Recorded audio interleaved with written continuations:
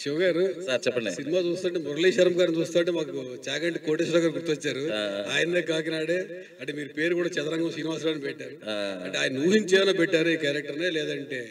లేదండి, అంటే ఇప్పుడు నేను నాస్తికులు అంటే ఇద్దరు ముగ్గురు లేరు కదా, అసలు ఆ వర్గానికి సంబంధించిన ఒక ప్రతినిధిగా ఒక క్యారెక్టర్ పెట్టాను. ఈ హిందూ ధర్మాన్ని పాటించే వాళ్ళ ప్రతినిధిగా ఒకరిని పెట్టాను తప్ప పర్టికులర్గా వాళ్ళని ఉద్దేశించి నేను పెట్టలేదండి. ఐడియాలజీలో ఇలాంటి వాళ్ళు ఇలా ఉంటారు అని చెప్పడం నా ఉద్దేశం.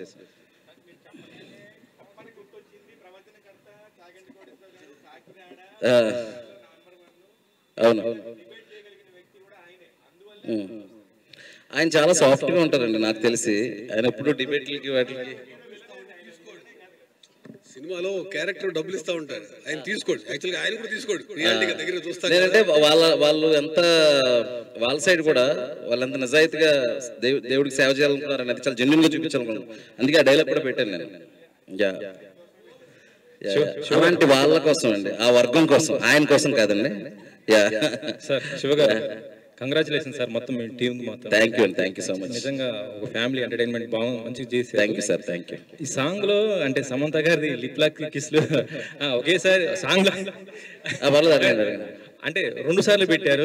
అంటే అంత అవసరం వచ్చిందా ఏంటి అసలు? 2 సార్లు మేము ఒకసారి చూసాం. లేదు, ఆ సాంగ్ లో 2 సార్లు నేను చూసాను. ఏమండి కాదండి, ఏమండి చూడండి, మనం మాట్లాడే సమంత గారికి వస్తుంది ఆరాధ్య క్యారెక్టర్ అది. అవునండి, 1 year ట్రావెల్, పెళ్ళయింది, కిడ్స్ కోసం అని ఒక ఎమోషన్ పెట్టాము.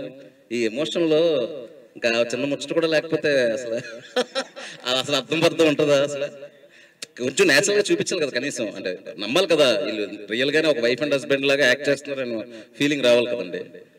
అది లైట్ హార్టెడ్ గా పద్ధతిగా ఉన్నంత వరకు ప్రాబ్లం లేదు.